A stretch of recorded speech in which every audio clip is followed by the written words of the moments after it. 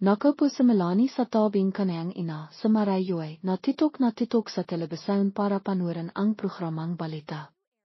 Nay ang buring naman magsalita ang babaeng an. Timahimik ka para marinig natin ang sinasabi niya. Biglang imalinghav ang tinuhong telepono si Mira sa katahimikan. Sino naman kaya ang tumatawag ng ganitong oras? Timayo sa Marayoi para kinan ang telepono at sinahot ito. Halo? Ano? Saan? Linawan mo ha? Anong nangyari? Napabangon sa Melanie at sinabi, Nay, sa tatay na aksidente sa tatay, dinala na raw sa ospital. Nakakilihang tumayo sa Marayoi nang hanginag ang mga kamay na mahigpit na nakawak sa telepono. Saan po ang aksidente? Malala po ba nang hanginag na tanong ni Melanie nang lalaki ang hamata sa takot? Sa kabilang linya, isang nakmamadaling buses ang sumagot, maring Marayoi. Nabangka sa sana sa malaking tulay isinisagot na sa provincial hospital, malala ang lakay niya, paminta na kayo ahat. Papunta na rin ako diyan. Mabilis na ibinaba ni Marayoi ang telepono at tinawag sa Melanie, kinan mo ang jacket mo, bilisan mo. Pero, Nay, ano pong nangyari kay tatay? Sino po ang nakdala sa kanya, itaw na Melanie, nagsisimula ng tumilo ang makaliha. Iwak ka nang magtanong, bilisan mo. Dali-daling limabas ang bahay ang makina sa malabong ilawang poste, mapitla ang mukha ni Marayoi pero pinuparing determinasyon ang kanyang mga mata. Nakasakay sa likod ng motorsiklo si Melanie, mahigpit na nakayakap sa kanyang ina, kinakabahan sa limalaking panghamba. Himinto ang motorsiklo sa harap ng provincial hospital, dali-dali silang pimasok sa loob, hindi alintana ang mga naktatakang tingin mga dimaran. Inila ni Marayoi ang kamay ni Melanie, nakmamadali na parang ayaw makaksayang kahit isang segundo. Sa emergency room, amoying disinfectant at tension ang bimalot sa paligid. Isang nurse ang limabas, sinalubong siya ni Marayoi. Nurse, asawa ko sa sana, kararating lang dito, kimusta na po siya? Nakilat ang nurse at nakang malungkot ang kanyang mata. Kayo po ba ang asawang pasyenteng sana? Akun nga po. Kimusta na siya, sabihin mo sa akin. Malebo ang kasihat ng pasyente, ginawa na naman ang lahat ng aming makakayay. Pero napito ang sinabi niya, parang isang kitsalang tumarak sa piso ni Marayoi. Hindi mari. Hindi siya piring, hindi mari, sahaw ni Marayoi at napaupo sa sohag. Sa Melanie, ang 13 taong gelang na bata, ay natagalan pinuong pagkasandak. Nurse, anong sinasabi mo? Si tatay, patay na si tatay, ay miko ang nurse at hindi makatingin sa mga mata ni Melanie. Ikinalilangkot po naman. Imalanghav ang sahaw ni Melanie sa buong halway, tumakbo siya papunta sa pintong emergency room at simahaw, Tay. Kinailangan siyang pakilan ang dalawang nurse, nakpipamahlas siya, walang tigil ang pag-ahos ng kanyang makaliha. Bitawan ninaw ako, gusto kong makita si tatay. Gusto kong makita si tatay. Nakatilala pa rin sa Marayoi sa sohag, walang masabi, walang tigil ang pag-ahos ng kanyang makaliha, halos hindi na makanga. Ilang oras pa lamang ang nakalipas, nakita pa niya ang kanyang asawa na malakas at masakla, ang kanyang mapagmahal na ngiti ay nasa kanyang isipan pa rin, pero ngayon ay tiliyan na siyang limayo. Isang doktor ang limabas at malungkot na sinabi, nakikiramay po kami sa inayong pamilya. Kung gusto ninaw, maaari ninayong makita ang pasyente sa halang pagkakataon. Tumanghala sa Marayoi, pilang-pila ang hamata at tumango siya, tumayo nang nanghanginag ang hapa. Melanie, si mama ka sa akin, makita natin si tatay sa halang pagkakataon. Natagalan sa Melanie, parang nawala ang lahat ng kanyang lakas, tumango siya at suminot sa kanyang inapapasok sa silid.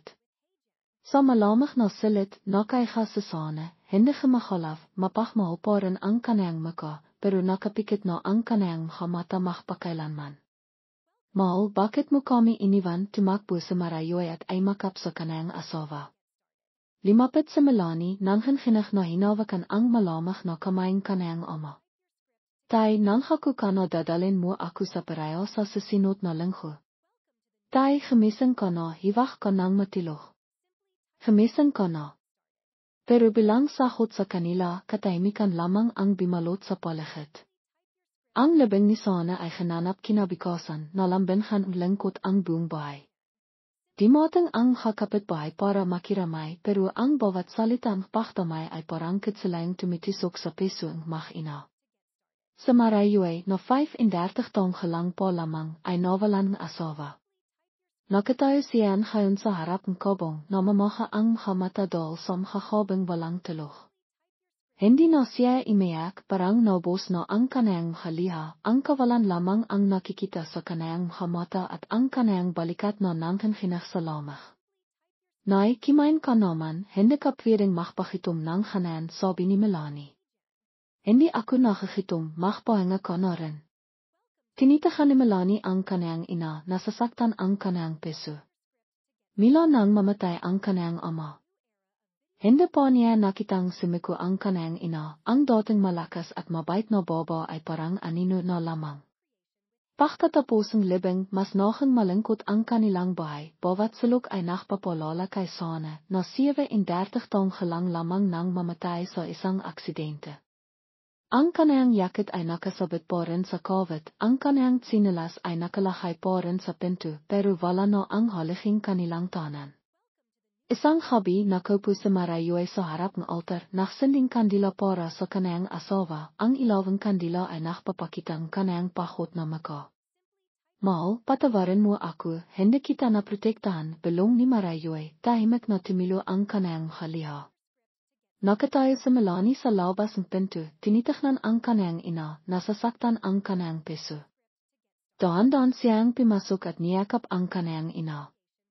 Nay, magsisikap ako na ang magtatanghol sa iyo. Himarap sa Marayue kay Melanie sa inang pagkakataon mila nang mamatay ang kanayang asawa, ngumiti siya ng mahina pero pinuporang sakit. Anak ko, ikaw na lamang ang meron ako. Makayakap na imiyak ang makina sa dilim, ang imoy ni Sana ay limitaw, ngumingiti ng mahinaon, parang sinasabi na makpakatatak sila at mananatili siyang kasama nila makpakailanman. Limipas ang mahigit 3 taon, ang pagkamatay ni Sana ay nakiwan pa rin piwang sa piso ng makina na hindi mapipinan. Araw-araw gumigising ng mga sa Marayue para magtrabaho sa bukid, alahan ang kanilang mga pananim at hayop para maitahiyot ang kanilang bihay. Limalaki na rin sa Melanie, nakdadalaha, tumutulong sa kanayang ina at nakaral, pero sa mga mata ni Marayue, makikita pa rin ang pahot at kalangkitan. Isang imaha, habang nakwawalis ng bakiran sa Melanie, tinawag siya ni Marayue, Melanie, pimasok kami na, may sasabihin ako sa iyo. Nang marinig ito ni Melanie, ibinaba niya ang walis at pimasok sa bahay. Sa harap ng bahay, isang matandang lalaki ang nakangiti, nakasut siyang 50, pero malinis, may hawak siyang sombrero. Siya sa Mangmika, kapitbahay natin hindi kalayan dito. Tutulungan niya tayo sa makakawain sa bukid. Kimusta ka, anak, kaibahan akong tatay mo dati kaming makasusayo sa negosyo pero malayo ako kaya hindi ako masyadong nakakadalaw. Ngayon na nakawino ako sa probinsya, nalaman ko ang malungkot na balita kaya di malaw ako sa inayong makina tumango sa Melanie. Kimusta po? Kahit na mukhang mabait sa Mangmika, hindi maintindihan ni Melanie kung bakit siya nakakaramdam pagkatakot sa tivang tinitignan siya nito, ang kanayang mata ay tinitignan siya ng maigi, kaya napayrong siya. Mila nang makilala nila sa Mangmika, parang nakaroon ng sandahan sa Marayue, tinilanghan siya nitong aysan ang kanilang bibong, humawang irihasan para sa bukid at binibigyan pa silang bihas sa tivang nahihirapan sila. Isang hapon, himinto sa Mangmika sa harap ng bahay, may dala siyang kasariwang isda. Maring Marayue, nangali akong maraming isda sa ilog, dinalan ko kayo para makakain kayo. Ang bait-bait mo talaga, Mangmika, laki mo kaming tinitulungan. Iwag kang magsalita ng hanan. Kakilala ako ni Sana, parang pamilya na rin, ang paktilong sa inayo ay maliit na bahay lamang nakatayo sa Melanie sa likod ng pinto at tahimik na pinapanood ang eksena, pakiramdam niya may mali. Isang araw, sinabi ni Marayue kay Melanie habang kimakain, anak, gistong eisen ni mang mika ang lakoten bahay natin, sabi niya mag invest siya ang mabahong bini para timos ang ani. Si memangot sa Melanie, bakit masayado kang naktitiwala sa kanaya? Bigla na lang may tong tumutulong sa atin ng sobra. Ibinaba ni Marayoy ang kanayang kubertos at tinitahan ang kanayang anak, Melanie, bakit ka naksasalita ng kanayan? Mabait sa mang mika at walang hinihingi, ang tong gustong tumulong ng tapat ay dapat palahan. Pero hindi ko gusto ang kanayang mata, nakakapanindig balaybo. Bemintong hininga sa Marayoy at imiling, bota ka po, hindi mo po naintindihan ang kapesong matatanda. Gusto pang magsalita ni Melanie pero nakita niyang hindi masaya ang kanayang ina, kaya nanay magsiya. Milo noon mas madalas nang pumipinta sa mang mika sa kanila ang kanayang maliit na regalo at tanong ay inti-inting nakbabaho sa piso ni Marayoy. Habang limalaki si Melanie, mas nararamdaman niya ang pagkakaiba sa pag-ihali ni mang mika.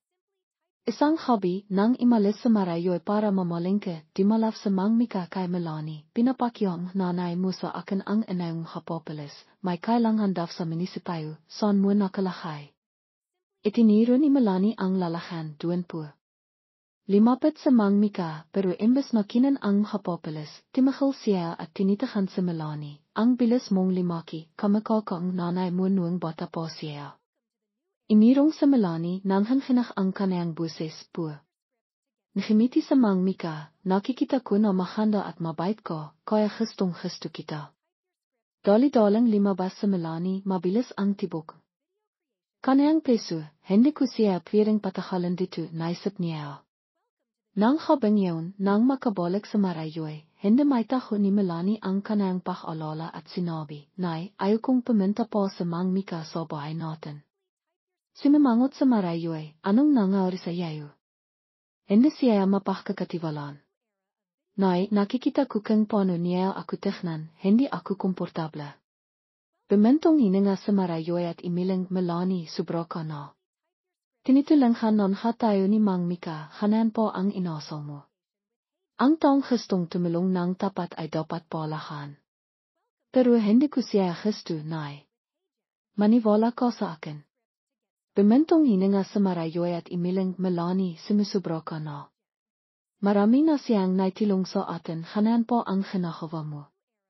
Kinakat ni Melanie ang kanayang labi, tumitilo ang kanayang haliha, napaktanto niyang kahit anong sabihin niya, hindi siya pakikinggan kanayang ina, hindi siya paniniwalaan.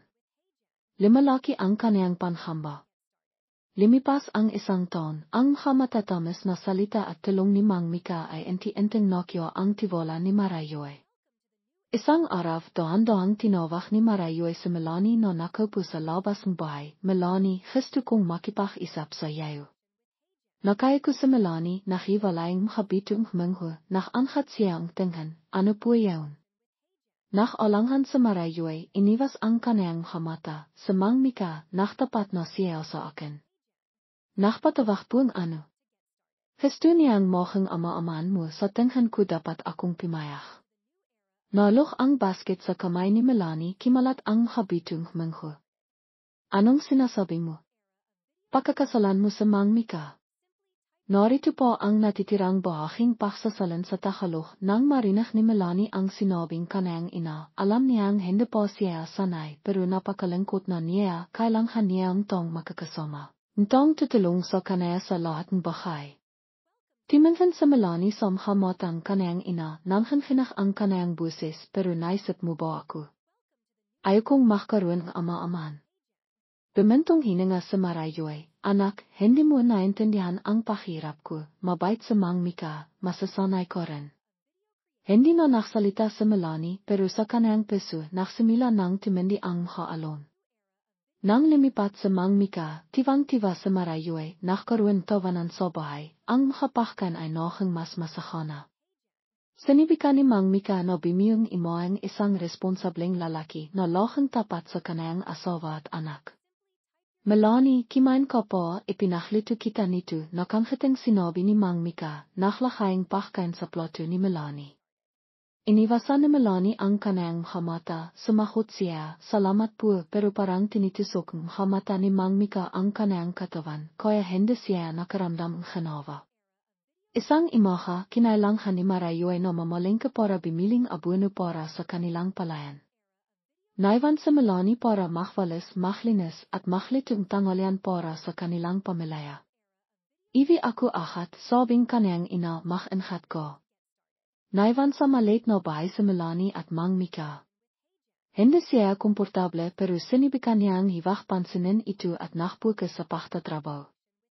Habang nachtitiping makadamit sa Melani sa labas, limapit sa Mang Mika. Melani, talinghan na kita ay miko sa Mang Mika at kimiyang damit.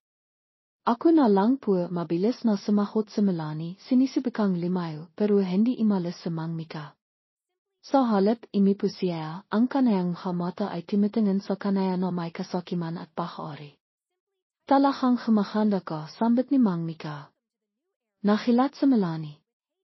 Anong sinasabi mo? Ngimiti sa Mang Mika, isang ngiti na naktilot kay Melani panghanhinach. Totoo lang ang sinasabi ko, walang makakapantay sa iyo dito sa barangay. Timayo sa Melani, sinisibikang limayo pero biglang hinawakan ni Mang Mika ang kanayang kamay. Iwag kang matakot, gusto lang kitang mohang malapit, wala ang nanay mo, maaari tayong makikwentihan, sinabi niya. Bitawan mo ako, sigaw ni Melani, nakpipimahlas, masimahpit ang hawak ni Mang Mika, limalabas ang kanayang kasamaan. Iwag kang limaban, gusto ko lang makakabiti sa iyo, sabi niya. Simahaf sa Melani, nakipon lakas para itilak siya. Sa sandaling yun, kiniya ni Melani ang walis na malapit sa kanaya at ipinagpok kay Mang Mika, limayo ka sa akin, nakilat sa Mang Mika, imirong siya, nakang masama ang kanayang Mhamata. Ang bastos mo, tignan natin kung sino ang paniniwalaan ng nanay mo. Timayo sa Melani doon, tumitilo ang mhaliha. Simahaf siya, imalis ka sa bahay ko. Nang habang yun, nang imiwi sa Marayuay, ahat na tumakbo sa Melani sa kanaya at sinabi ang lahat. Nanay, sa Mang Mika, humawa siyang nakakatakot kay. Nanlaki ang Mhamata ni Marayuay, Melani, anong sinasabi mo? Ngayon, sa Mang Mika sinibikan kaniyang saktan nang wala ako dito. Pero nang marinig ito ni Marayuay, natatawa siya, hindi siya makapaniwala. Melani, anong inaisip mo? Sa Mang Mika ay mapagkakatiwalaan, hindi niya makakawa yaon. Nang hanghinag sa Melani, nanay, bakit hindi ka naniniwala sa akin? Simimangot sa Marayuay, sinisibikan mo bang sirain ang pamilayang ito? Anong ginawa sa iyo ni Mang Mika, kaya mo nasabi ang hayaon? Asawa ako ni Mang Mika, hindi mo siya pwedeng pagsalitaan ng hanayan. Iwag mo na ang banggitin ang tungkol dito. Timahimik sa Melani, hindi siya makapaniwala na ang kanayang ina ay kampi kay Mang Mika. Ang bahay na ito ay nakang likhar na kinamimihan at ikinatatakot ni Melani. Isang hobby sa maliit na bahay, ang dilaw na ilaw ay nagliliwanag sa sala, ang telebisyon ay patuloy na nakpapakitan ng balita. Nakaupo sa Marayuay sa ipuan, nakahabi at nanonood ng kanayang paboritong programa. Melani, mahlawa kapag katapos mong maliho para maplansa ko bikas papasok ka na, sinabi ni Marayuay. Opo, sagot ni Melani. Sa kisina, sa Mang Mika ay nakiyukas ng hapenghan, inilalakay ang haplato at kubayerto sa lalakyan, pero paminsan-minsan ay sumisilap sa pintong banayo. Ang tinuhong tibak ay mas lalong nakpapahirap sa kanaya na pigilan ang kanayang sarili. Inilakay niya ang helang plato, tumingin siya kay Marayuay, nakitang nanonood pa rin siya ang telebisyon at naksimila siyang makplano. Ay miko siya, sinisibikang sumilap sa makipot na sivang pinto, ang mahinang ilaw ay nakpapakitang malabong anino ni Melani sa pamamagitan ng kurtina. Himinga siya ng malalim, ang kaniyang Mhamata ay nakpapakitang pagnanasa. Pero bago pa siya makakita, biglang bumikas ang pinto. Nakilat sa Melani nang makita sa Mang Mika na nakatayo roon. Anong ginagawa mo dito? Tanong niya. Tinitignan ko lang kung tapos ka na maliho para kinan ang tiwalaya at isampay, sabi niya. Pero hindi maitaho ang kanayang Mhamata ang kanayang pagkabala. Naksananhaling siya. Simagaf sa Melanie, nanay. Nang marinag ang sigaf, nach madaling tumakbo sa Marayuay sa kusina. Nang makita niya sa Melanie na nakatayo sa harap ni Mang Mika, galit na galit, nagtanong siya, anong nangyayari dito? Hindi agad sumagot sa Melanie nang hinginag ang kanyang kamay, kinuha niya ang baso sa mesa at ibinato kay Mang Mika. Nabasag ang baso sa sahig, pumitok ang ilang piraso sa kanyang mukha. Diyos ko, nababalif ka na ba? Bakit mo binatong baso sa Mang Mika, tanong ni Marayuay. Sumisilip siya sa akin sa banayo, sigaf ni Melanie, tumitilo ang kanyang haliha. Ngayon, nabawi na ni Mang Mika ang kanyang sarili, ay miko siya at nakkanwarang naktirisa. Marayuay, tinilinghan ko lang siya, hindi ko akalain na ganito niya ako isipin, sabi niya. Sinisiran mo siya. Nakatayo ka sa harap ng pintong banayo. Kung wala kang balakhawan, bakit ka naroon? Simagaf sa Melanie sa kawalan pag-asa. Nanay, kampi ka sa kanaya hanghang sa pinto na hindi mo na ako pinapansin. Sinabi mo na galit ako sa iyo, mali ba yun? Hindi mo na ako ititiring na anak. Inirong sa Melanie, hindi timahal ang kanayang haliha. Nanay, nakbaho ka na. Dahil sa isang lalaki na walang kwenta, sinasabi mo na bastos ako, mali, hindi mo na ako ititiring na anak, sambit niya kay Marayuay. Tumalikod sa Marayuay at hindi sumagot. Sa sandaling yun, ang distansya sa pagitan mag-ina ay napakalayo. Nakatayo doon sa Melanie sa kawalan pag-asa. Ngumiti sa Mang Mika, pero mabilis na ay miko nakkanwarang inalo sa Melanie. Hindi kita sinisisi. Bata ka pa, kaya hindi ka pa nakakaintindi na intindihan ko yan, sabi niya. Nang marinig niya ang kasalitang ito, nakaramdam sa Melanie pagkasika. Sa halip na makinig sa nakayang salita ni Mika, tumalikod na lamang siya, nagtatakbong bumalik sa kanayang silid at isinarado ang kanayang pinto. Sa loob ang kanayang silid, nakaupo si Melanie, akap ang kanayang hatiut, namamaha ang kanayang hamata sa sobrang pahyak, nakaramdam siyang sakit, hindi lamang dahil sa sampal ang kanayang ina. Kundi dahil ang kanayang pagmamahal ay hindi na para sa kanaya. Paano siya sisihin kanayang ina? Milo nang makilala niya ang kanayang ina, siya ang pinakamamahal at pinakakatiwala niya. Tumingin siya sa labas ng bintana, pinuang kalangkitan at kayan. Sa ilalim mapitlang sinahang biwan, ang anino ni Mang Mika ay nakpakita, tumitingin sa kanayang silid na may nakatahong kailahan. Nanindig ang balaybo ni Melanie. Ano na kaya ang kanayang kakawan? Sa kanayang piso, humihilo ang libu-libong tanong, anong dapat kong kawan? Ilang biwan na lamang bago ang kanayang graduation sa grade 12. Kung alles yan ngayon, ano kaya ang mangyayari sa kanaya sa hinaharap? Himinga siya ng malalim, sinisibikang pakamain ang kanayang sarili, kailangan niyang mahtis. Kailangan na niya lamang tisan ang ilang biwan, sa kanayang pagtatapos, makakapag-aral siya sa malayo sa lugar na ito, at hindi na niya kailangan makita po ang kanayang maka. Hinawakan niya ang kanayang kamay, sinasabi sa kanayang sarili na dapat siyang mukhang malakas para malakpasan ang madilim na makaaraf. Milo nang sampalin siya ang kanayang ina, hindi na nakaramdam kaligtasan sa Melanie sa kaniyang bahay. Araw-araw nakatira siya sa takot at mindset na nakingat para iwasan ang paharap kay Mang Mika. Araw-araw din nakdailan siyang mag-aral kasama ang kanayang kakaibigan, sinisibikang imalis ng moha at imiwi ng habihin. Isang habi, sinabi niya sa kanayang ina na mag-aral siya sa bahay ni Hinapara sa matamidayo malalata ako, nakmamadaling sabi ni Melanie, hindi tumitingin ng diretso sa mata ni Marayuay. Bahang simamangot sa Marayuay, bakit? Bakit araw-araw ka na lang imalis? Pwede ka namang mag-aral dito sa bahay. Pilit na pinapanatili ni Melanie ang kanayang kalmado, malapit na po, gusto ko lang pong makipag-study para mas maintindihan ko ang lesson. Nakaupo si Mika sa salaya, nakpabasa ng darayo at sumingit na may paniniya, ang sipak mo naman, tiyak na magiging valedictorian ko. Hindi sumagot si Melanie ay miko at limabas ng pinto. Ang mapaniring tingin lalaki ay naktilot sa kanayang pakiramdam na parang lebili-bong karayom ang tumitisok sa kanaya. Habi-habi sinisikap ni Melanie na imivinang helikapachtelog na ang lahat sa bahay. Patay ang ilaw sa kisina, madilim ang silid, tanging ang malabong ilaw mila sa maliit na ilaw sa habi sa sulok ang natitira. Daan-daan niyang itinilak ang pinto, palihim na pimasok, maingat na hindi gumawang kahit isang ingay. Mabilis siyang naligo, lachang binabantayan ang pintong panayo, at tahimik na pimasok sa kanayang silid at nilok ang pinto. Samgagabing telat nito, madalas na nakupo si Melanie sa kanayang misahanghang hating gabi, hindi dahil sa aralin kundi dahil sa pag-alala na patuloy na dumidikit sa kanaya na nagiging dahilan ipang hindi siya makatilog. Tivang linggo sa halip na magpahinga sa bahay tulad ng ibang tao, palagi siyang nahanap ng paraan ipang limabas ng bahay. Ma, pipinta po ako sa bahay ni Lola, sabi niya pagkatapos kumain ng almusal.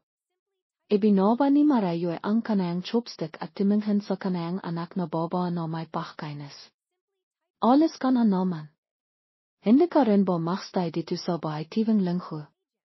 Saglit lang po ako. Babalik din po ako mamaya. Bahala ka, hindi ako magsasalita, sagot ni Marayo. Nakaupo si Mika malapit sa kanila, nakbitang salita na may malalim na kailangan, o kailang na mahang malapit sa pamilya, pero sa hili, kailangan pa ring imiwi. Tumalikot sa Melanie, nginit kimirot ang kanayang piso dahil sa salitang lalaki. Kapag hindi siya nakakapinta sa bahay ni Lola, pumipinta siya sa bahay ni Lola. Ang kanayang kamag-anak ay walang kalam-alam sa animang nangyayari, inaisip lamang na siya ay isang masiniring apo. Melanie, madalas kang bimisita sa bahayng iyong halulan ngayon sabing kanayang tiyain habang naktitimplang tibig at tumatawa. Pilit man gumiti sa Melanie, itinatago ang pagkabalisa sa kanayang piso, wala po akong ginagawa, kaya gusto ko pong bisitahin kayong lahat.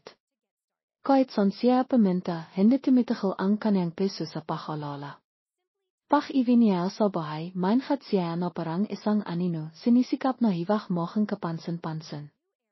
Ang oras ay daan-daang lumipas, ngunit araw-araw sinasabi niya sa kanayang sarili, kailangan ko lang magsikap ng konti, tiyak na makakatakas ako sa lugar na ito. Dumating din ang araw ng hiling pagsisilid. Lumabas si Melanie sa silid ng pagsisilid na may pakiramdam ginawa na parang tinanghal niya ang isang malaking pasanan. Ngumiti siya at tumingala sa asal na kalangitan, nagawa ko ito, kailangan ko na lang maghintay ang resulta, pagkatapos ay alis ako sa lugar na ito, alis ako sa impyernong ito sa lipa. Naisip na niya ang kanayang bahong bihay sa Katrinani, kung saan lalayo siya kay Mika, kung saan magsisimila siya mili. Ngunit ang lahat ng kanayang pag-asa ay mabilis na napawi. Sa hapinan, habang nakisap ang mag-ina tungkol sa kinabukasan ni Melanie, sumingit si Mika na may mukhang nak-alala. Marayoy, sa tingin ko sayang naman kung papag-aralin natin si Melanie sa Katrinani, malayo, magastos, at hindi rin ligtas para sa isang baba na mag-aral ng malayo. Imingat sa Marayoy na may pagtataka, anong ibig mong sabihin? Sa tingin ko, maganda rin ang tainghiyang universitay, malapit sa bahay, makakaiwi siya araw-araw pagkatapos mag-aral, hindi na kailangang mag-alala tungkol sa pagkain at tiraan na napakamahal sa Katrinani. Nang marinig ito ni Melanie, agad siyang imangkat, nalog ang chopstick sa mesa. Ma, gusto kong paminta sa Katrinani, gusto kong mag-aral sa vooruitgetrede universiteit sa Katrinani. Kahit saan ka mag-aral, okay lang basta magsumikap ka. Tama rin naman ang sinasabi ni Mika, hindi tayo mayaman, napakamahal sa Katrinani. Halit na nanghinginig sa Melanie, himihigpi, pero ayaw kong manatili sa bahay, gusto kong mag-aral sa kabisera. Ngumiti sa Mika, Melanie, mag-aral ka na lang, ang iba ay pagkatiwala mo na sa iyong ina, hiwag ka ng magmatigas. Tumango sa Marayo ay ipang tapisan ang isapan, ukay desidido na sa tainghiyang ko mag-aral. Walang nang pagtatalo. Hindi na nagsalita sa Melanie, ngunit sa kanayang piso ay parang may libilibong katsalayo na tumitisok, kaya hindi ako makakatakas dito. Simula noon, halos hindi na lumabas sa Melanie ng bahay, alam niya na ang lahat ng kanayang panghikayat sa kanayang ina ay walang saysay. Ang kapahirap at sakit na naipon sa paklipas mga araw ay tila sasabog na sa kanayang isipan. Noong hapong yaon, habang naglilinis ang kanayang silid, biglang timahil sa Melanie, bimaksak ang kanayang mga kamay, ang kanayang mga mata ay walang katiyakan na nakatingin sa dingding. Daan-daang bumikas ang pinto, nakilat sa Melanie at limanghon, nakatayo doon sa Mika na nakasandal sa pintuan, ang kanayang hisi ay naktilot sa kanayang panlalamah. Naglilinis kang silid, Melanie. Hayaan mo akong tumulong. Pimasok ang lalaki kalmado, ngunit ang kanayang mata ay parang hitom na lubo na nakatingin sa kanayang biktima. Natigilan sa Melanie at akat na timayo, ang kanayang buses ay nanghinhinig sa takot, lumabas ka. Hindi ko kailangan ang tulong mo. Ngunit hindi timahil sa Mika, lumapit siyang daan-daan na parang bumabagsak sa kanayang pag-isip. Hiwag kang matakot, gusto lang kitang alahan. Imatras sa Melanie, tumama ang kanayang likod sa dingding, ang hiningang lalaki ay palapit ng palapit, ang kanayang hadaliring buto ay himawak sa kanayang balikat. Bitawan mo ako. Sigaw ni Melanie, sinisikap na kimawala, mahigpit na hinawakan ni Mika sa Melanie habang nakpipimahlas siyang kimawala. Ma, talinghan mo ako. Sigaw ni Melanie, bimiwas ang kanayang haliha. Sa sandaling yaon, himinto ang isang motorsiklo sa harap ng bahay. Kakaivi lang ni Marayo Milo sa palengke nang marinig niya ang sigaw, akat siyang imakayat sa bahay. Melanie, anong nangyayari? Akat na binitawan ni Mika sa Melanie, bimaksak sa sahig, ang kanayang kamay ay palihim na itiniro sa kanaya, ang kanayang buses ay nawalan ng kontrol. Melanie, anong ginagawa mo? Hindi tama yan.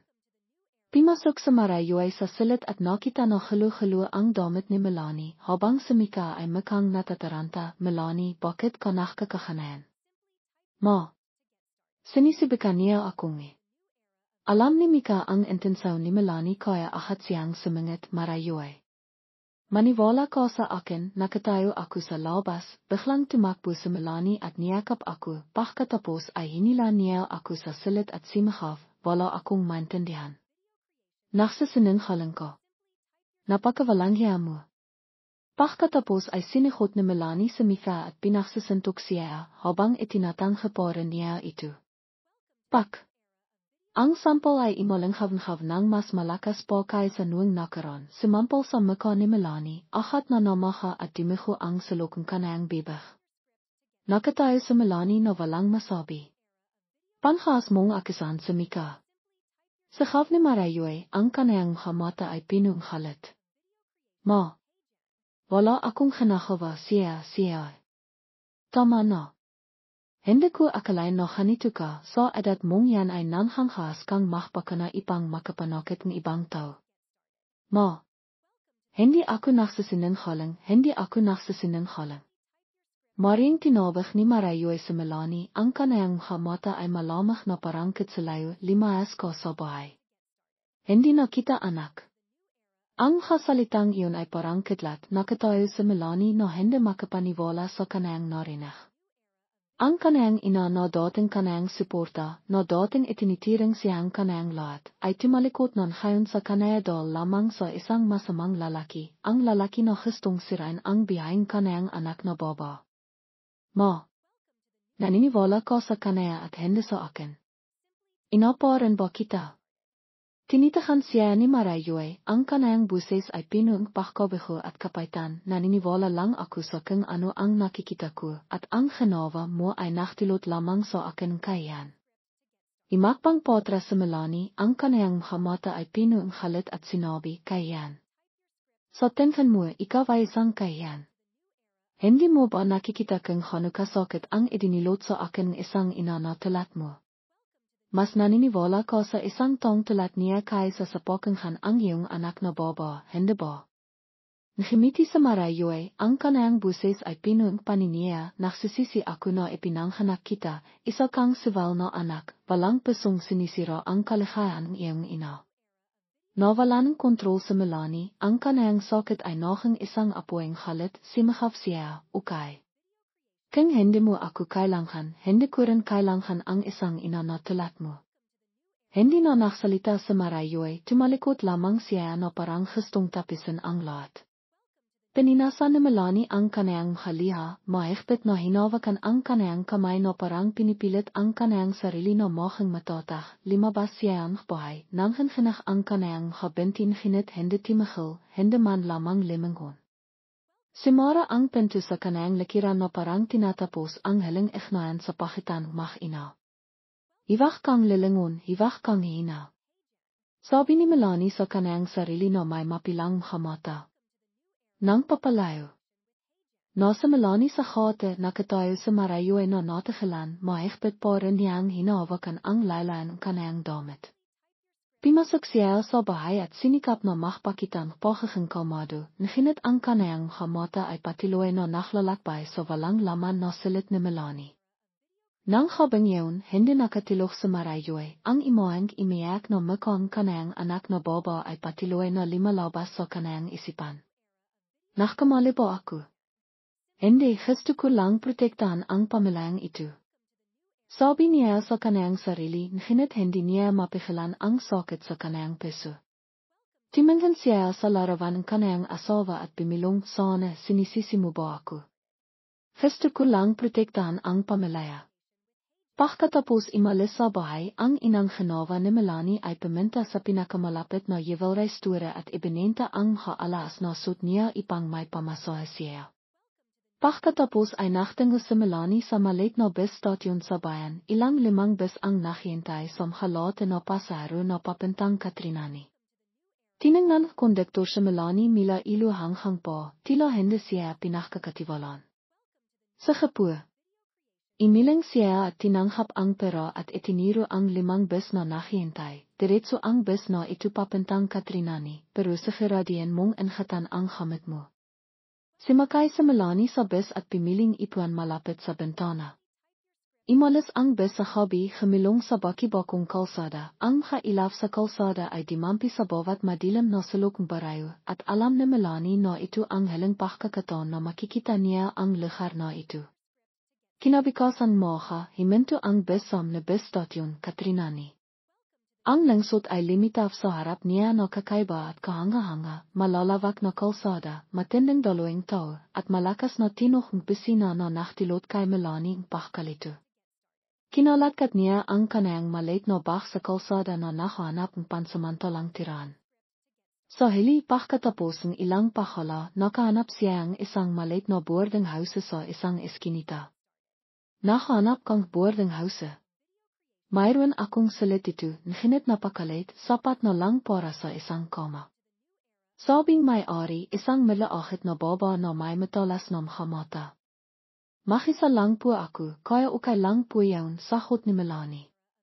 Masikip at mamasa-masa ang boarding house, nahinit para kay Melanie, ito ang inang ligtas na tirahan pagkatapos madilim na mga araw. Ang inang mga araw sa Katrinani ay hindi madali, kailangan harapin ni Melanie ang maraming pahirap, pahkan at trabaho. Nagtungo siya sa isang maliit na coffee shop matapos makita ang karatila na kailangan empleyado sa salaman. Naka-apply ako po para sa trabaho. Mayroon ka bang karanasan? Tanong manager, isang binata na nasa 30s. Hindi pa po ako nakapagtrabaho sa coffee shop pero masipag po ako at handang matito. Tiningnan siya ang lalaki sandali at tumango, sige, probationary kami ng isang linggo, kung mahalang ka, maaari kang manatili. Himinga nang maliwag si Melanie. Baka man hindi kimakita ng maraming pera ang trabaho, sapat na ito ipang similan ang isang bahong bihay.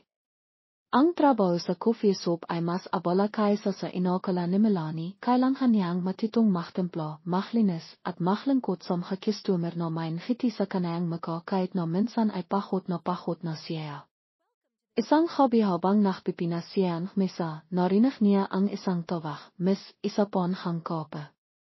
Tumingala sa Melanie at nakita ang isang binata na mukhang sophisticado at iba sa mga regular na customer, nakasuot siya ng pitang kamiseta, nagmamadali, nahinit ang kanayang mga mata ay palakaibigan. Sige po, hintay niyo lang po ako, sahot ni Melanie habang nakanghiting inihatid ang kape sa kanaya. Salamat, baho ka lang dito. Opo ilang arapa lang po aku. Magsikap ka. Anon nga pala ang pangalan mo? Ako po si Melanie. Ako naman si Ku. Sana makita tayong mili. Hindi inaasahan ni Melanie na ang hindi sinasadayang pagtatakbong ito ay magpapabago sa kanayang biyahe magpakailanman. Makalipas ang ilang araw, isang hapon, mas maraming customer ang nasa coffee shop kaysa karaniwan, abala si Melanie sa paklalingkot sa misa, nakdadalang inimin sa mga customer. Sa salokong shop, si Ku, ang sophisticadong customer na nakilala niya noon, ay nakatitok sa kanayang laptop na papaligiran mga papeles at dokumento na nakakalat. Napansin ni Melanie na si Ku ay mukhang tense, madalas na minamasa ang kanayang ilo at patiloy na iminom kape. Gusto mo bang iminom tibig? Hindi maganda ang masyadong maraming kape. Dahan-dahang naglagay si Melanie isang basong tibig sa mesa ni Ku. Nakilat si Ku at tumingala, salamat, tama, medayo na sobrahan na ako sa kape. Ngimiti si Melanie at nakpatiloy sa kanayang trabaho. Pakalipas ng 20 minuto, nakpipinas si Melanie misa nang bigla niyang marinig ang isang kalansing mila sa salokong shop, limangon siya at nakita si Ku na bumagsak sa mesa, nakalat ang kape. Okay. Ka lang. Nakmamadaling tumakbo si Melanie ipanghasingan si Ku, naninilaw ang mukha ni Ku, pawis na pawis ang kanayang noo, sinibikan niyang sabihin ang isang bahay ngunit hindi siya makapagsalita. Ilang customer siya malapit ang natakot ngunit walang nakakalam kung ano ang gagawin. Nakmadaling naktanong si Melanie sa isang empleyado sa malapit, mayroon bang gamot dito o timawag ka ng ambulansya? Naalala niya na madalas na iminom ang kape si Ku at mukhang pagod na siya, posibleng bumaba ang asikal sa kanayang dugo. Anong gagawin ko? Nakalalang tanong isa pang empleyado, mayroon bang asikal o animang matamis? Mabilis na naktanong si Melanie at tumakbo sa center, nakmadali siyang kimihang isang pokiting asikal at inilagay sa isang basong malihamham na tibig at bumalik kay Ku. Subukan mong inimin ito. Inalalayan ni Melanie ang ilo ni Ku at sinibikang talanghan siyang inimin ang bawat pakihop ng matamis na tibig.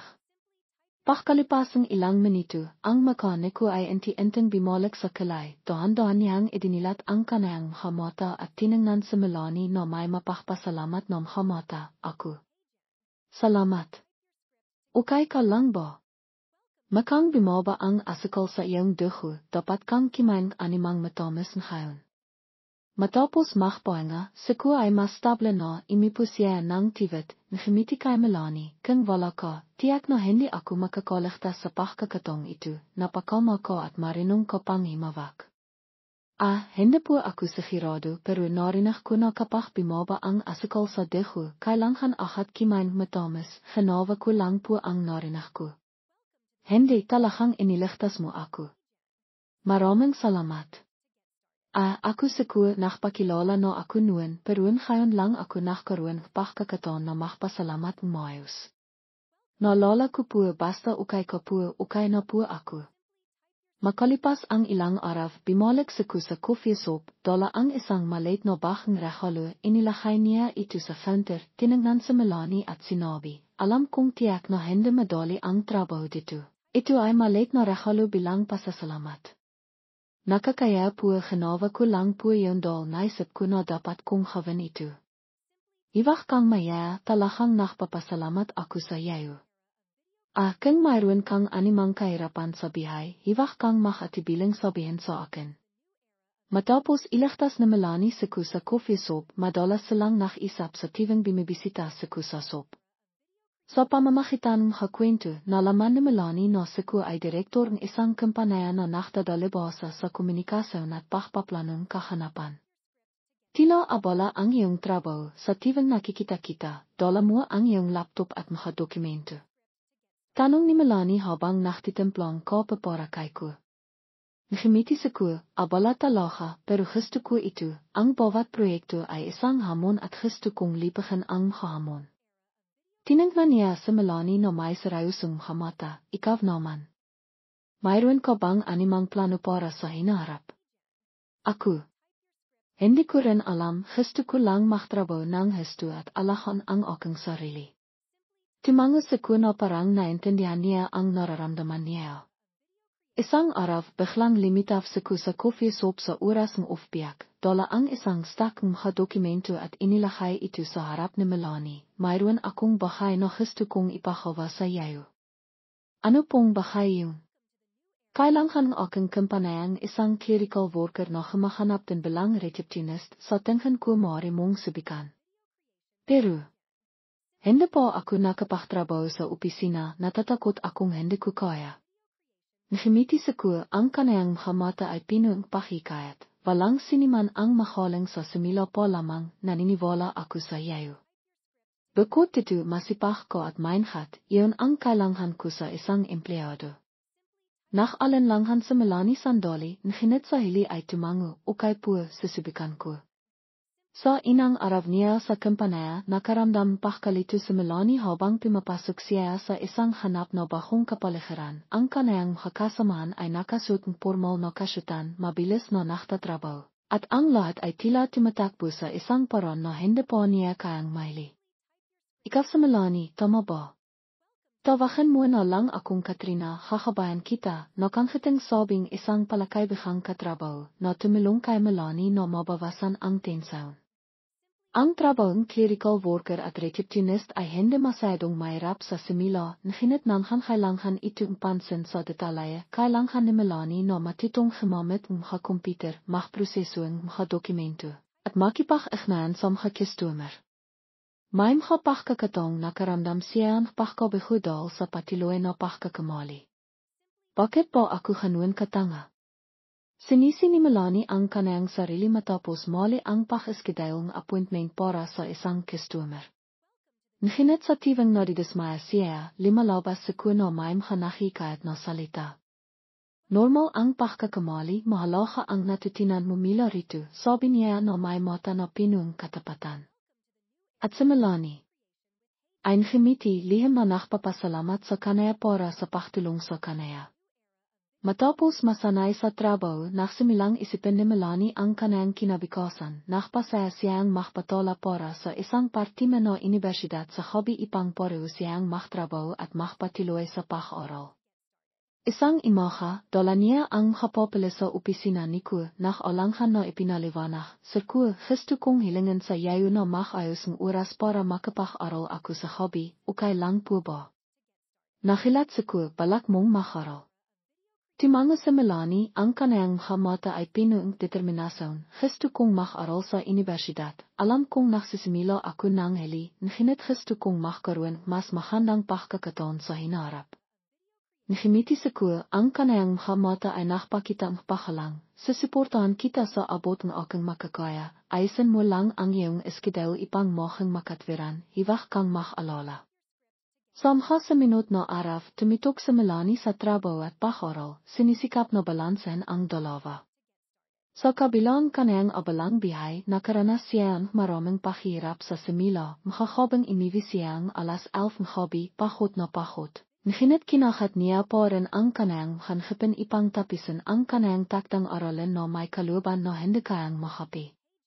Sa mga panahong pahot na pahot siya, ang imoang kanayang ina ay bumabalik sa isipan ni Melanie, naalala niya ang sandalikang paano siya pinalayas ng kanayang ina sa bahay, ang kanayang piso ay kimikirot, bakit kaya hinawa yun ng kanayang ina? Bakit hindi siya pinaniwalaan kanayang ina? Posible bang hindi siya kasanlaki sa mga mata ng kanayang ina kumpara sa isang estrangerong lalaki?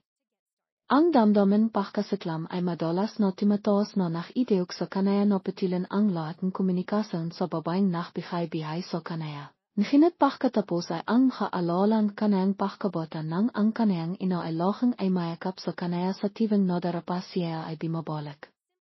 Hayan pa man, siya ang nanghanak sa kanaya, maral ay natatakpan ang kanayang inan makakasinang halanghan lalaki. Ang makakaisipang iyon ay nakpapadama sa kanayang piso na malambot, at habang mas malambot ang kanayang piso, mas lalo niyang sinasabi sa kanayang sarili na maksikap ng higit pa, hindi lamang ipang mabihay ng moyos ngunit ipang maprotektahan din ang kanayang ina sa hinarap.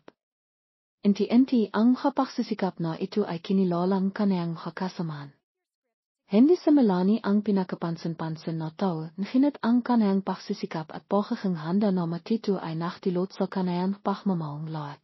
Hindi lamang niya inti-inting pinatinaan ang kanayang sarili nginit inti-inti rin niyang itinayo ang kanayang kumpiyansa. Melanie, mas profesional ka nun ngayon kumpara noong bago ka pa lang pimasok. Papiri ni Katrina. Ngimiti lang sa Melanie na mimila ang kanayang hapis ni Dal sa pagkapayaya. Sa panahon kanilang pagtatrabaho, sina Min at Ngs ay inti-inting naging malapit sa isa't isa. Siya ang laging nakikinig at nagpapalakas ng loob kahit sa tivang siya ay nahihirapan. Isang gabi matapos matagumpay na mag-organisa ang kumpanayang isang malaking kaganapan, inimbitan ko ang buong grupo ipang magdiwang. Sa begin, sa Melanie na nakaupo sa tabi ko ay nakaramdam ng init at pagmamalasakit mula sa kanaya sa bawat maliit na kilos. Nang matapos ang begin, nagmangkay si Kuna ihatid si Melanie sa kanayang bahay. Sa doon, sa tahimik na kapaligiran Katrina sa gabi, biglang sinabi ni Min, talaga namang himahanga ako sa iyo. Hindi lahat ay may lakas ng loob na Maximila militalatang ginawa mo. Limangon sa Melanie, bahagang nakilat, sinisibikan ko lang dahil wala na akong ibang pagpipilian. Imilang sa ko at bahagang ngimiti, hindi, iyon ang lakas mo. Dahil sa mga salitang iyon, mas naramdaman ni Melanie ang init kaysa dati. Sa inang pagkakataon pagkatapos mga pagsibok, naramdaman niya na siya ay pinaalagaan at minamahal ng tapat. Sa paglipas ng panahon, ang relasyon sa pagitan nina Min at Melanie ay lalong naging malapit. Laging sinisibaybayan ni Min ang kanayang pagsisikap mula sa pagbalanse sa pag-aral at trabaho hanggang sa maliliit na tagumpay na kanayang nakakamit. Madalas siyang magbigay sa kanayang taos-pusong pampalakas ng loob at maraming beses na palihim siyang tinitulungan ipang malampasan ang mga paghihirap. Isang beses, nang nakaalala sa Melanie tungkol sa pagkumpletong biwa ng ilat, biglang nakdala sa Min ng isang basong milk para sa isang taong nakakaranas ng stress, narito. Sabi ni ko habang nakbibigay ng isang banayad ng ngiti na nakalimitan ni Melanie ang presyon sa isang saklit. Salamat sa iyo, palagi kang lumalabas sa tamang oras kapag kailangan ko. Ngimiti sa Melanie, ang kaniyang mata ay pinuong pasasalamat. Tumango lang si ko bilang tuhon, ngunit ang kaniyang mata ay palaging nakatune sa kaniya ng mas matagal kaysa karaniwan. 4 na taon ang limipas na parang isang iglap. Si Melanie. Mila sa isang batang boba na mahiyain noong inang araw niya sa kumpanaya ay limaki at naging mas tiwala sa sarili. Ang paharong ekstensyon sa hobby ay sa wakas nakbanga. Sa araw ng pagtanghap ng kanayang diploma, inimbita ni Melanie si Kuna dumalo sa seremonya. Sut ang kanayang tuha, ngimiti siya ng masaya, ang kanayang mata ay pinuong pagmamalaki at kaligayahan. Salamat sa iyo sa palaging pagsuporta sa akin. Kung wala ka sa tingin ko, matagal na sana akong sumiko. Sabi ni Melanie na nanghanginak ang buses dahil sa emosyon. Ngimiti sa Min sa kanaya, wala akong ginawa. Lahat ay pagsisikap mo. Nakatayo lang ako sa tabi mo habang ikaw ay nagningin. Sa kanayang diploma sa universidad at walang tigil na pagsisikap, kinilala sa Melanie ng kumpanaya. Nakpasaya sa Kuna ay promote siya sa posisyong senior administrative staff na may civil do na sapat ipang matistisan niya ang kanayang bihay ng mas komportable. Nangyanan sayo ni Min ang desisyon sa pilong pimalakpak ang makasamahan ni Melanie bilang pakpati. Namila sa Melanie at nakaramdam ng emosyon sa tiwalang lahat. Salamat sa inayong lahat, pagsisikapan ko po. Sabi niya sa isang time na buses.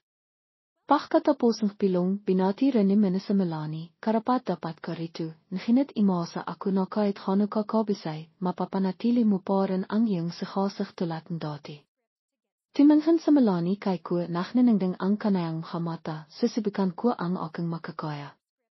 Isang malamig na hobby matapos makumpleto ang trabaho, nagmangkay si Kuna ihatid sa Melanie sa kanayang bahay. Sa doon, ang kapaligiran sa pagitan nilang dalawa ay napakahan, ngunit may kakaibang bahay. Tila pareho silang naghihintay ng isang bahay na mangyayari. Nang makarating sa harap ng boarding house ni Melanie, himinto si Kun ginit hindi nach mamadaling makpalam. Ano po? Ano po ba? Tanong ni Melanie, napansin niya ang pagkalito sa mga mata ni Men. Himinga nang malalim sa Men na para bang naklalakas ng loob, pagkatapos ay limangon at tumingin nang diretso sa kanayang mga mata. Melanie, matahal ko nang gustong sabihin ito, ngunit hindi ko nakawang. Himinto sa Melanie, mabilis na timibok ang kanayang peso. Anong gusto niyang sabihin? Bahang ikinilang niko ang kanayang ilo, ang salok ng kanayang labi ay ngimiti, ang kanayang mga mata ay nakpapakitang init na may halong pagiging mapaklaro. Gusto kita, sa totoo lang matahal na kitang gusto. Milo nang makita kitang nagsisimikap na lampasan ang mga pahirapan, ngunit hindi kailanman sumiko. Tumingin sa Melanie kay Men na may pagtataka, ang mga salitang iyon na hindi niya inasahang maririnig sa oras na ito mula sa taong matahal na niyang minamahal. Ako. Ital niya damdamang makakalong sorpresa at kaligayahan. Sa pentong ito, ay rimakbang po at mas malalim ang kanayang buses, hindi mo kailangang sumagot agad.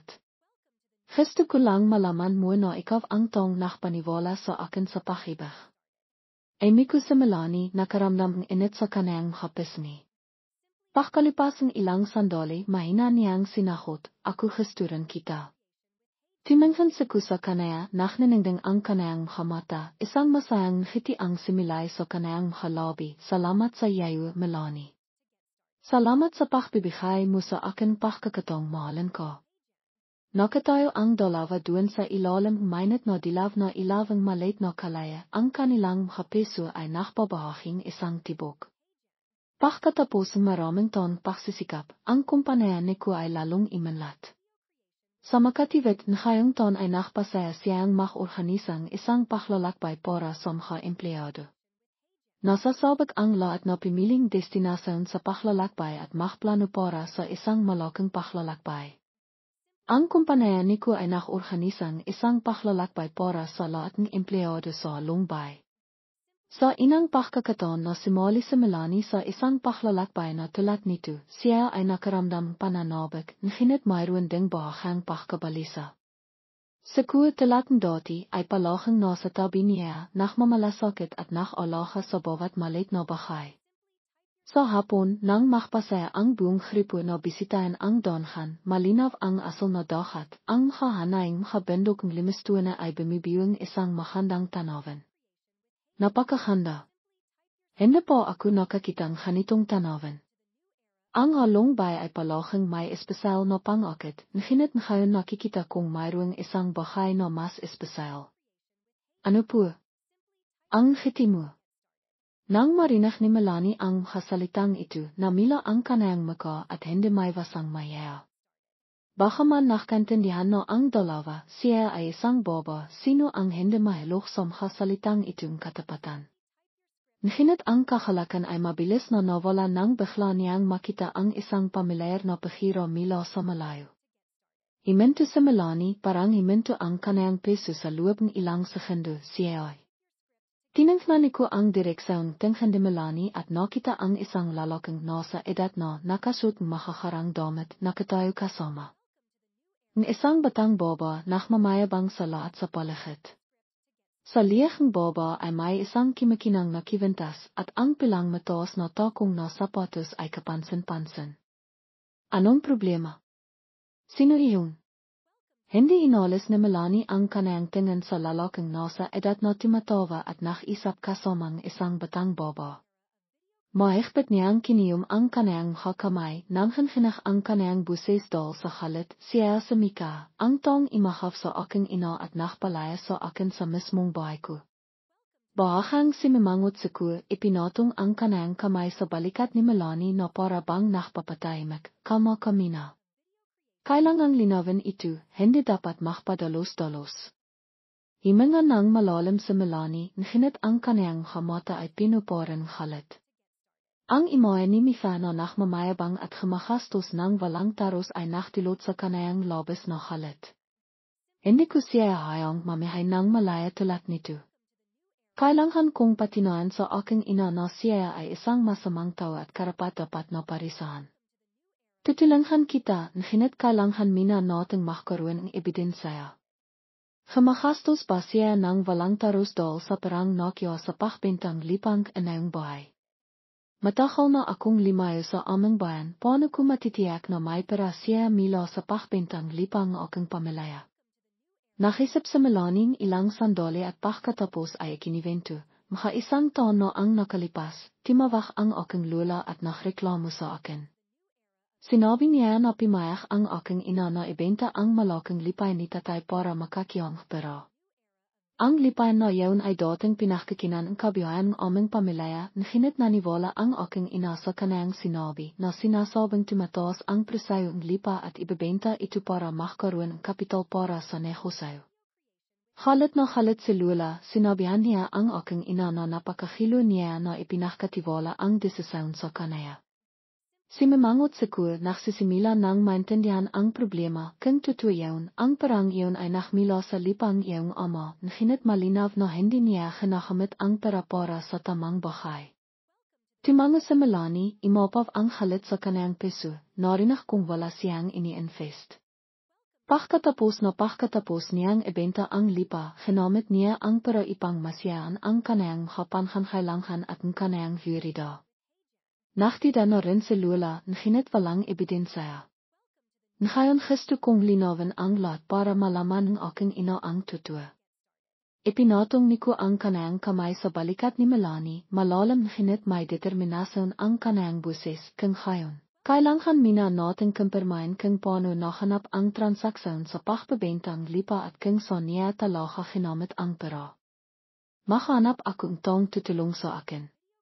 Pagkatapos marinig ang kiwento, nakipag-ugnayan si Kay Lauren, ang kanayang kaibigan na nagtatrabaho sa Landregistration Center. Mabilis na nakahanap si Lauren impormasyon tungkol sa transaksyong naugnay sa lipang ama ni Melanie. Sabi ni Lauren, ang lipa na iyon ay naibentam ka isang taon na ang nakalipas. Napakalaking halagang transaksyon dahil tumataas ang presyo ng lipa, nginit ang kakaiba ay ang tong nakapanghalan sa transaksyon ay hindi ang iyong ina kundi si Mika. Nakilat sa Melanie nang marinig ang impormasyon, paano siya nakapanghalan. Ang lipa na iyon ay paharing aking ina at ako. May posibilidad na pinaintilitan siya ang iyong ina, o mas masahol pa, piyake siya ang makapapalis. Sa animang kaso, kailangan nating mahanap ang karaktahang ebidensya ipang linawin. Nanahimik sa Melanie, ang pagkabalisa at halit ay pamino sa kanayang peso, kailangan kong tananghan mili ang aking ina. Kailangan kong malaman kung ano talaga ang nangyari. Tama, ang iyong ina lamang ang nakakalam ng buong katotohanan, ngunit kailangan mong mahandang iyong sarili. Kung talagang niluluko niya ang iyong ina, hindi ito magiging madali. Sapat na ang tinis ko. Sa pagkakataong ito, ilalantad ko ang masamang mukha niya. Kiniha ni Melanie ang kanayang telepono, himinga nang malalim bago pindutin ang numero ng kanayang lola. Hello. Lola, sa Melanie ito. Ang buses ng kanayang lola ay narinig parang nakilat at emosyonal, Melanie Katrina. Ikaw. May matagal na kitang hindi nakakatawag. Akala ko nakalimitan mo na ako. Napalinog sa Melanie nginit sinibikang panatilihin ang kanayang buses na kalmado. Pasensya na po Lola, masyado akong abala kaya hindi ko kayo madalaw. Kamusta po kayo? Matanda na ako pareho pa rin ang aking kalisahan. Kamusta ka naman, paano ka nabibihay? Baka man gustong-gusto ni Melanie na ibahagi ang kanayang peso sa kanayang lola, ang katotohanang nakataho ay ginawang hindi siya mapakali, at siyang nagtanong, Lola, gusto kong magtanong tungkol sa lipang aking ama. Narinig ko na ibinenta ni nanay ang lipa noong nakaraang taon, totoo ba? Sa kabilang linya, nanahimik ang kanayang lola sa mahabang panahon at pagkatapos ay bumintong hininga, totoong ibinenta ang iyong ina. Ngunit hindi iyon ang desisyon ng iyong ina, pinayahan siya ni Mika na ibenta. Sinabi niya na tumataas ang presyo ng lipa, bakit panatilihin ito? Naniwala ang iyong ina sa kanayang sinabi at ibinigay ang lahat ng papeles para panghasiwan niya. Naramdaman ni Melanie na tila kinirot ang kanayang peso, kung ngayon para saan ang perang nakya sa pagbebenta ng lipa. Alam mo ba, Lola? Ibinabang kanayang Lola ang kanayang buses na para bang ayaw niyang marinig ng siniman. Sa ina, sinabi niya na kakamitin niya ang pera para maminan sa negosyo, ngunit wala siyang ginawa. Milo nang magkaroon siyang pera, patuloy siyang bimibiling iba't ibang bahay. Narinig ko rin Milo sa mga kapitbahay na nakakita sa kanaya na nakikipagrelasyon sa isang batang baba na nagbebentang kape sa probinsya. Binabalaan ko na ang iyong ina, ngunit naisip ng iyong ina na gusto kong sirain siya kaya hindi siya nakinig. Mahigpit na hinawa ka ni Melanie ang kanayang telepono. Ang damdamin galit at sakit ay halo-halo, Lola, babalik ako kahat. Hindi ako pimayag na ibenta, bakit ito naibenta? Kailangan mong mag-ingat. Sino ang nakakalam kung anong anting-anting ang ibinigay niya sa iyong ina para sumunod siya sa kanaya? Iwag kayong mag-alala, Lola, hindi ko siya hayang patuloy na lukuin si nanay. Nang ibaba ang telepono, limangon sa Melanie kay ko na may mata na pinuwing determinasyon, kailangan kong imiwi. Napakalinaw na ang lahat, niluluko siya, ngunit hindi ko hayang magpatuloy ito. Tumango sa ko, kalmado ang kanayang buses, sasama ako sa iyo. Hindi ako mapapanatag na makisa ka lang. Poprotektahan kita. Salamat. Hindi ko alam kung ano ang gagawin ko kung wala ka. Iwag kang mahalala. Malakas kang nakalampas sa maraming bahay, ganito rin sa pagkakataong ito. Pagkatapos ng isang sorpresang paglalakbay sa along, nakfila sa Melanie 3 araw na liyafa para bumalik sa kanayang bayan kasama sa ko. Sa buong paglalakbay, ang kanayang isip ay patuloy na pinahirapan, mga nakakakambalang tanong, dapat ko bang patawarin? Pinalayas ako ni nanay pero siya rin ang taong isinakripisayo ang kanayang buong bihay para palakihin ako. Ang kapagkakasalanghat na ito ay makakagnay, kapwa pinit-pinit at nililibok siya sa walang padat na pag-isip. Ngunit sa hili, nanay pa rin ang pagmamahal sa pamilya sa samang loob. Nang pimasok ang sasakyan sa kalsadang lipa na patungo sa bahay, pamilyar pa rin ang tanawin tulad ng dati, ang malawak na palayan, ang maliit na ilog na imikot, lahat ay ibinalik siya sa mga alalang kanang pagkabata. Ngunit nang makita niya ang bahay, noong mabigat ang kanang puso. Ang bahay noon ay mukhang mas malaking ngayon, ngunit nakdadalang isang kakaibang pakiramdam na parang hindi na ito sa kanaya. Sa harap ng bakiran, isang batang lalaki na makatathlong taong lang ang naklalaro gamit ang lariang kotse. Ang kanayang inosenteng halakak ay imalanghav-nghav sa tahimik na espasyo. Mila sa loob ng bahay, limabas sa Marayoy at may hawak na labahin na bakong laba. Timayo sa Melanie ng ilang sandali at pagkatapos ay timawak, ang kanayang buses ay bahang ng kankinah, inay. Nang makita ni Marayoy na biglang bumalik sa Melanie, ang mga damdamin ay dumaksa sa kanaya. Ang sorpresa ay lumipas, ngunit kagat pagkatapos ay ang pag-atibili, dahil hindi niya alam kung paano harapin ang kanayang anak pagkatapos ng kanayang ginawa. Makasihang mas matirit, ngunit ang tingin na iyon ba ang tingin ng isang anak na dating mahal na mahal ako. Nakisip siya, ngunit hindi niya ito sinabi dahil natatakot siya na ang sakot ay magdudulot sa kanayang sakit. Melanie, bakit ka imiwi na hindi nakpapalam? Ito ba si? Limapit sa Melanie, nagbigayng isang pilit na ngiti sa ko boyfriend ko. Makalang na tumango sa ko, mahandang araf po.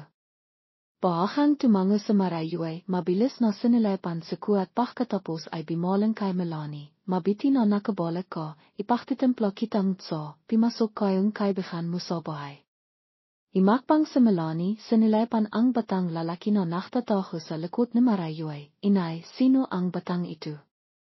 Bahang nakatibili sa Marayoy at pagkatapos ay naksalita sa isang banayad na hinatbuong kailahan, si Jocelyn, ang iyong nakababatang kapatid.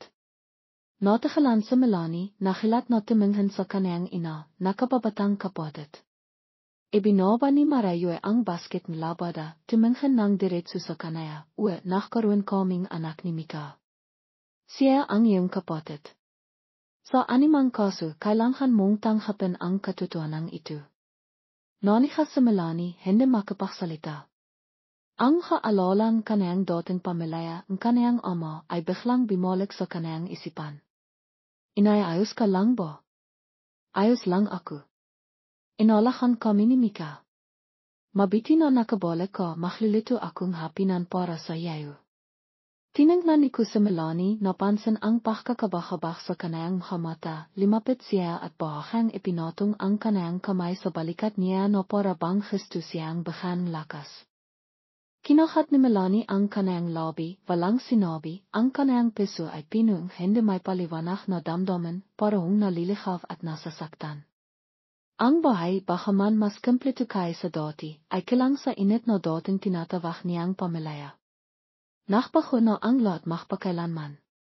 Samha araw na nasa humituhin si Melanie napansin niyang hindi lahat ay perpekto kayang panlabas na anayo.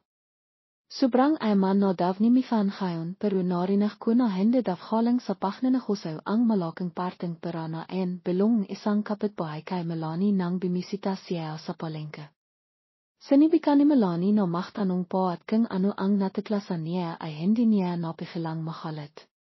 Samha nakita niya at narinig na ikiniwentong mga tao, natukoy ni Melanie na karamihan samha ari-arian ni Mika ay mila sa lipay ng kanayang ama. Nahinit sa pagpabalik tanaf sa halahang yun pero hindi rin hanong masaya ang ina niya, kaya paano hindi makabiling basang machina at dapat maklabang damit sa pamamagitan ng kamay.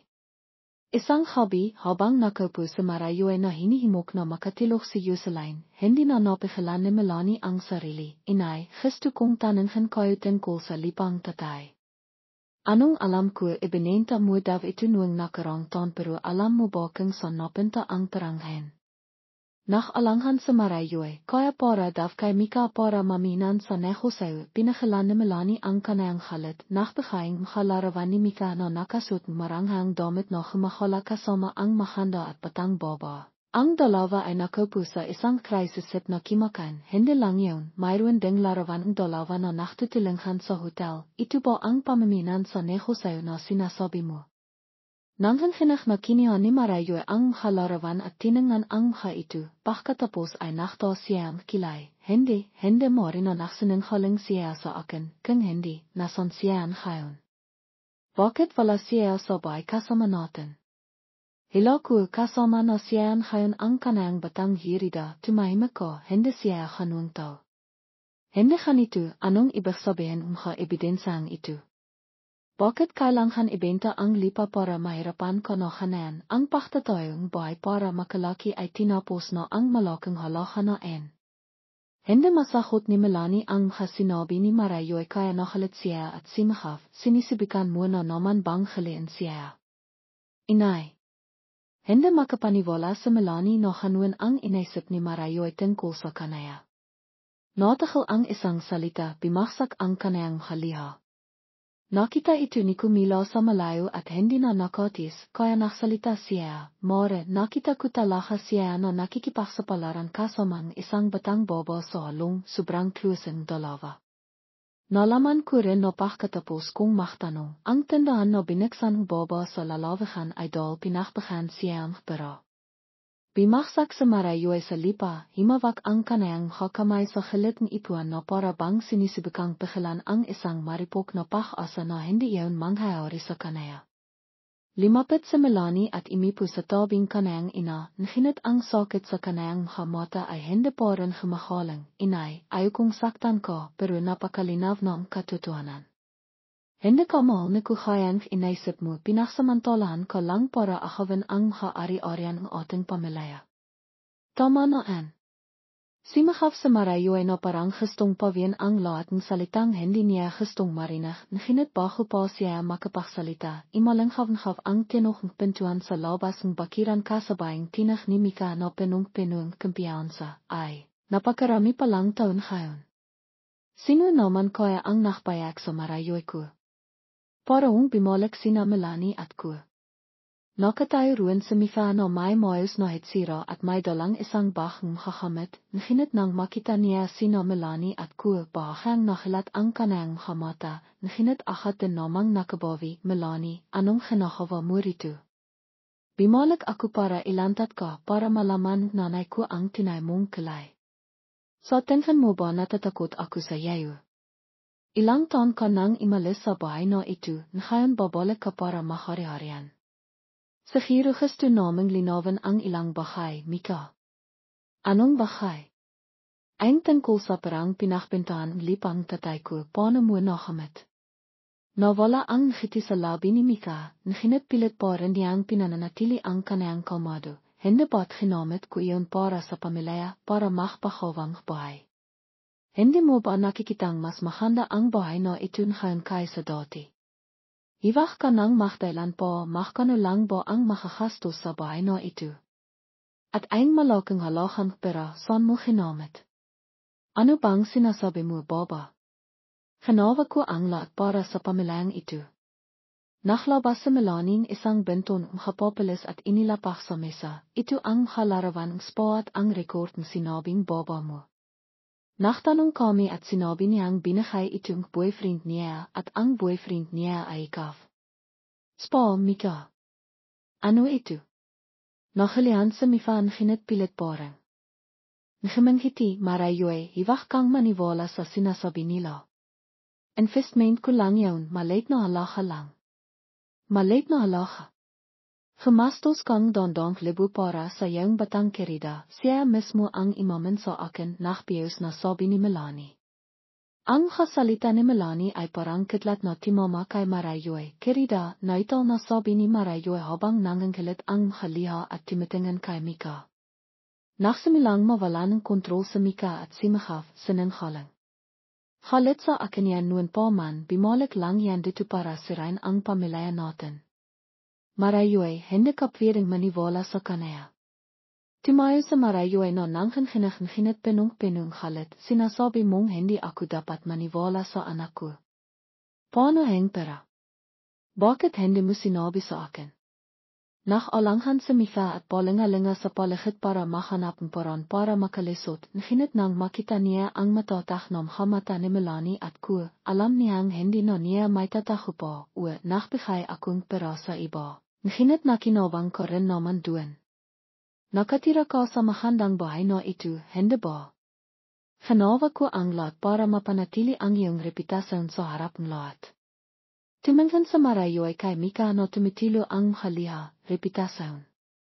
Anong pakialam ko sa reputasyon kung niloko mo ang tiwala ko? Pinakatiwalaan kita na papalit ka sa asawa ko para alahan ang pamilyang ito, pero anong ginawa mo?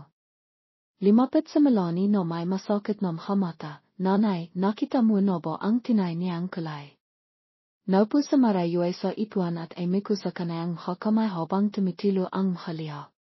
Limapit sa Melanie at dahan-dahang ipinatong ang kanayang kamay sa balikat ng kanayang ina, nanay, pasensya na kung nasaktan kita, nahinit hindi ko hayang patiloy kaniyang lukuin.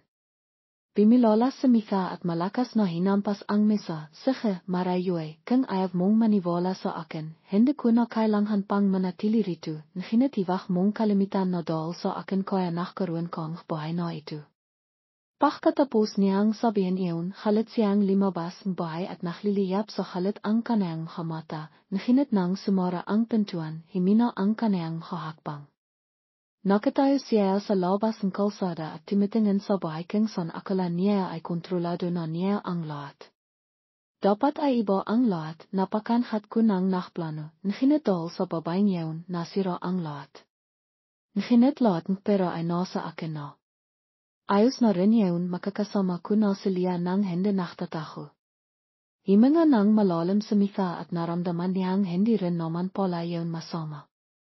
Jocelyn, tumingin siya sa bintana kung saan nakatayo si Jocelyn na may malalaking mata na tumitingin sa labas na nakakalihan. Saklit na limambot ang kanayang mukha. Anak ko siya, nahinit imiling siya. Anong mapapala ko kung isasama ko siya? Hindi ako kailanman tatanggapin nila. Hayaan na lang siya rito. Kung magkaroon akong oras, dadalawin ko na lang siya. Pagkatapos niyang isipin iyon, tumalikod siya at naklakat na may kasing mapanghamak. Sa loob ng bahay, nang mailantat ang katotohanan tungkol sa panluloko at paglistayang pera ni Mika, gusto ni na Melanie at ko na idemanda siya sa korte para mabawi ang gusto siya, nahinit dahil sa pagmamahal sa pamilya noon at pag-alala kay Jocelyn. Ang anak ni Marayoi kay Mika, nagmakawa sa Marayoi kay Melanie no patawaran ito. Melanie, alam kong halit ko sa kanaya, nahinit patawaran mo siya ng isa pang beses. Isa lang. Nanay, hayon mo siyang makpakasaya sa bihay niya. Alam mo ang ginawa niya sa akin sa pamilyang ito, tapos nagmamakawa ka pa rin sa akin no patawaran siya. Amico sa Marayoi at pinisal ang laylayan ang kanayang damit. Nanghanhinach ang kanayang tinach, Melanie, alam kong nagkamali ako, nahinit ama pa rin siya ni Yuselain, kailangan bota ang isang ama. Anong mangyayari kay Yuselain kung kakawan mo yaon? Nakalala ka ba para kay Yuselain mo pa rin ang lalaking iyon na nanluko sa iyo at simira sa bihay ko? Imanghat ang ilo ni Marayoi at namimila ang kanayang hamata, hiwak kang maksalita ng hanan, wala siyang kasalanan. Nagkamali siya, nahinit kailangan bang imabot sa pentong makilong siya. Nakikisap ako sa iyo. Iwak mo nang pairapan ang lahat, kahit anong gusto mo kakawan ko, nahinit iwak mo siyang ipapakilong. Nakikisap ako. Nanay, hindi mo naintindihan. Kung ayaw natin makalaya siya, parang kinikonsinti na rin natin ang makakrimen niya. Sa tingin mo ba gusto ko ito? Sa tingin mo ba hindi ako nasasaktan? Nawala na sa akin ang lahat, Melanie. Nahinit hindi ko hayang limaki si Yuselain na may stigma na anak siyang isang kriminal.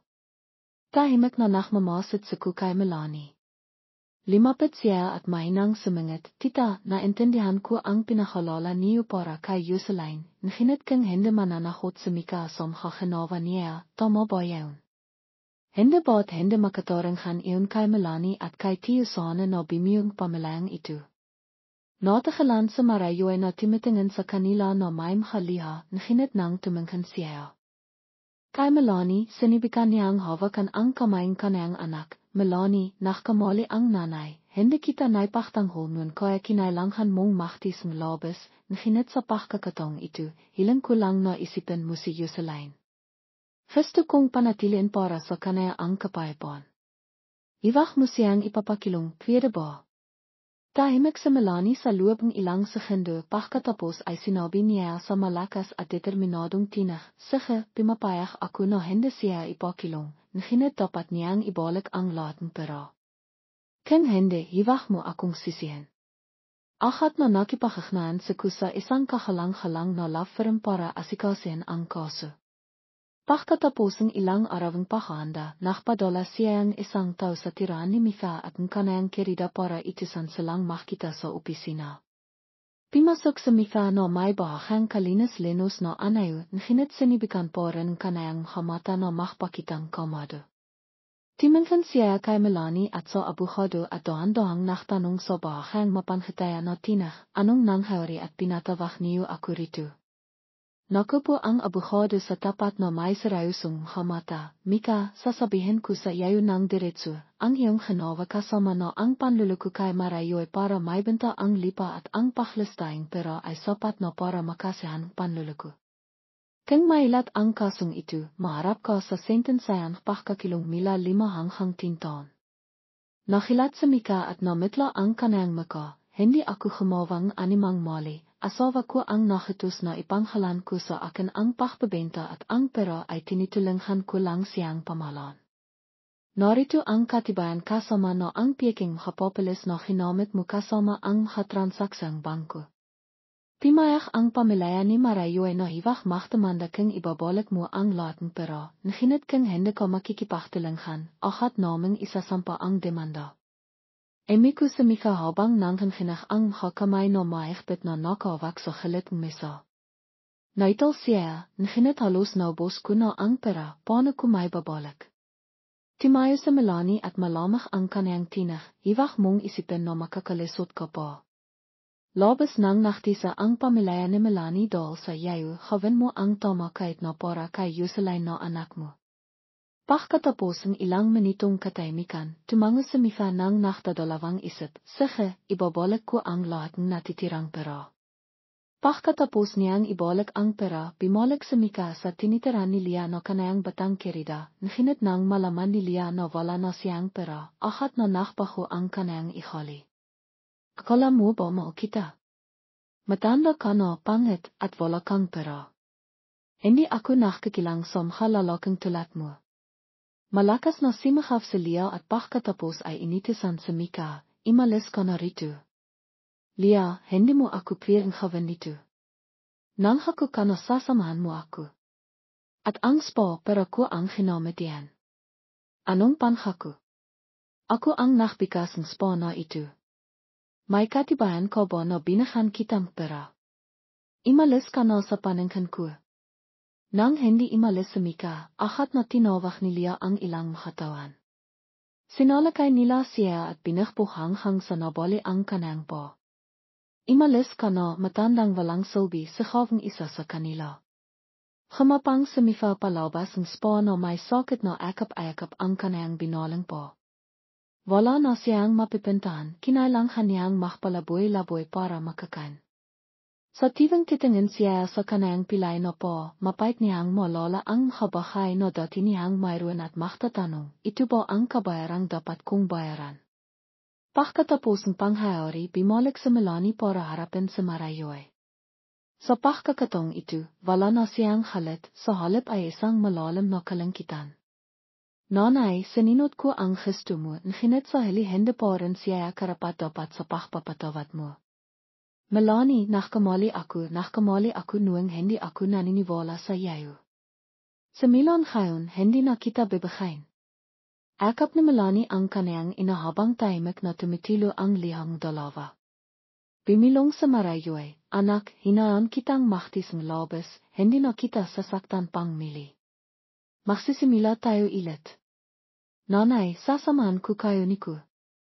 Semila nang imalis sa Mika, inti-inting bumalik ang kapayapaan sa bahay na gesto ni Melanie. Gayon pa man, ang kanang pagkawala ay nakiwan ng isang bakanting mahirap pinanpora kay Jocelyn, ang kapatid ni Melanie sa ina. 3 taong lang po lamang si Jocelyn, masyadong bata po para maintindihan ang nangyayari sa kanang pamilya. Sa Semila, madalas siyang tumatakbo sa labas at tumitingin sa pintuan na may nakihintay ng hamata. Nanay, nasan po si tatay? Tanong ni Jocelyn kay Marayoy na may inosenteng tinak na pinung-pinung pananabik. Ang tanong na yun ay parang isang saksak na sumikat sa piso ni Marayoy. Tumalikot siya para itaho ang kanayang haliya habang sinisibikang sumakot, besay si tatay sa trabaho, hindi pa siya makakabalik. Nakatayo sa Melanie malapit doon, tahimik na nakatingin kay Jocelyn na nakihintay habang nakimapafso. Kalangkitan ang kanyang peso.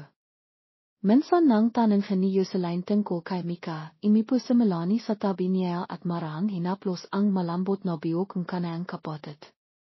Jocelyn, hindi na babalik sa tatay.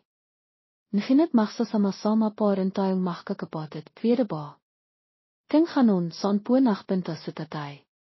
Nagtrabaho si tatay sa malayo. Ngunit ayos lang, alagaan ka namin ni nanay. Upo, ate. Marani ang niyakap ang kanayang kapatid sa kanayang peso habang nakatingin sa malayo. Si Jocelyn ay resultang isang maling kasal, isang kalangkitan na kailangang paktahampayan ni Melanie at ang kanayang ina. Ngunit walang kasalanan ang bata. Para kay Melanie, hindi lamang siya kapatid sa ina, kundi isa ring bahaging pamilyang mayroon po siya. Ginigol ni na Melanie at ko ang ilang araw sa probinsya para tilinghan ang kanyang ina na ayusin ang lahat. Madalas na nagbibigay sa kung praktikal na mga ideya mula sa pagpapahanda ng bahay hanggang sa pag-ayos ng badait. Isang hapon, habang nakupo sila sa labas, tumingin si kay Marayoy, Tita Marayoy, bukod sa pagsasaka, naisip niyo bang magtayong isang maliit na tindahan? Magbenta ang maalahang bahay para sa mga tao sa nayon. Maliit na tindahan. Ngunit hindi po ako nakakawang kanan. Ngimiti sa Melanie na may matatamis na ngiti, may isay kang makayos. Maliit lang na grocery store, tutulungan kitang mahandang lahat. Tumango sa ko bilang paksang ayon, kung makakang maayos, hindi lamang madadagdagan ang inayong kita, kundi mababawasan din ang pagtatrabaho niyo sa bukid, mag-alaga kayo kay Jocelyn habang pinapanatili ang kalisahan. Timinghan sa Marayoy kina Melanie at ko. My pag alala sa kanayang mkamata, nginit inti inting nagbagay jou na my determinasaun. Sige, sisibikan ko. Basta tutuling niyo ako ni ko naniniwala akong magiging maayos ang lahat. Pagkatapos ng maraming arawang paghahanda, upisaw na nakbikas ang maliit na tindahan. Ito ay isang maliit na silid na binahumila sa 5 kisinang bahay. Tumulong sina Melanie at Kukay Marayo ay naayusin ang mga estante at ilatag ang maalahang bahay tulad ng bigas, mantika, candy at ilang gamit araw-araw. Sa araw ng pagbibigas, dumating ang mga kapitbahay para suportahan at tirihin ang halang mutalaga at Marayo ay. Nagtatrabaho sa bukid, nag-alagang anak, tapos nagbigas pang tindahan. Ngimiti sa Marayo at kimikinang ang kanayang hamata, salamat kina Melanie at ko. Kung wala sila, hindi ko alam kung saan ako magsisimula. Nakatayo sa Melanie sa tabi niya na pinung-pinung kahalakan nang makita niya ang kanayang ina ng humingiti. Halos isang linggo bago bumalik sina Melanie at ko sa Katrinani para ipagpatuloy ang kanilang trabaho. Bagamat abala sila, madalas pa rin silang imiwi sa probinsya para bisitahin sa Marayo at Jocelyn. Sa tivang ibisiku, nakdadala siyang maliliit na regalo para kay Jocelyn, isang lariang trek, ilang comic book, o kaya isang kong biskwit. Gustong-gusto ni Jocelyn sa ku at madala siyang tawaging IKEA, kahit na namimila ang mukha ni Melanie sa tivang naririnig niya yaon. Isang hobby, habang nakaupo silang tatlo sa labas ng bahay na nakatanaf sa biwan, biglang tumingin sa ku kay Melanie. Alam mo, noong nakita sa sofa, hindi ko akalaing magiging malapit ako sa iyo na ganito. Nagsisisi ka na ba? Hindi, gusto ko lang sabihin na masiwerte ako na nakasama kita. Tinirian mo ako kung paano maging malakas at mapagpatawad. Hindi nagsalita si Melanie, ngunit kimikinang ang kanayang mata. Melanie, alam kong marami kang pinagdanan. Gusto kong maging tagapagtanggol mo, samahan mo akong bumiyong isang masayang pamilya. Papakasalan mo ba ako? Imiyak sa Melanie at tumango ng walang pag-alinlangan, Akat na ipinalam ang magandang balita kay Marayo ay. Hindi niya maitaho ang kanayang kaligayahan nang marinig na sa wakas ay natakbihan na rin kanayang anak ang kanayang tahanan. Ko ipinagkakatiwala ko sa iyo ang anak ko. Mahalin mo siya at alahan ng mabiti. Hinawakan ko ang kamay ni Marayo ng tapat, ipinapanha ko na kakawin ko ang lahat ng aking makakaya.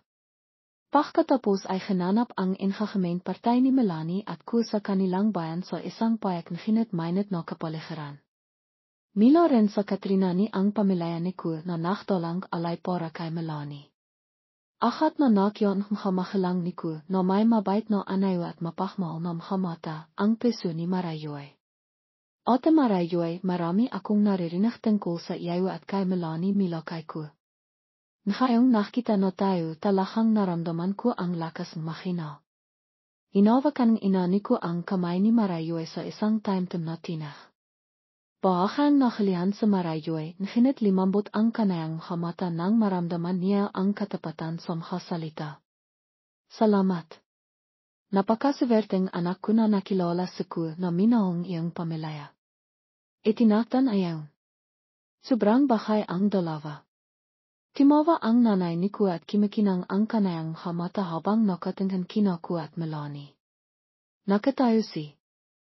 Ko malapit sa duwan at nakikipag-isap sa mga kamag-anak habang nakasinot sa mga matang kanayang ina. Ngimiti siya nang limapit sa kanayang ina, Tita Marayo ay, masayang araw ito, kaya hindi masyadong dapat mapiktihan ang dalawang ina. Napatawa ang dalawang baba. Hinanap ang kasal sa pagpapalang pamilya at makakaibigan. Si Melanie sa isang simpleng piting damit na mahigpit na hawak ang kamay ni ko habang naklalakad silang dalawa sa altar.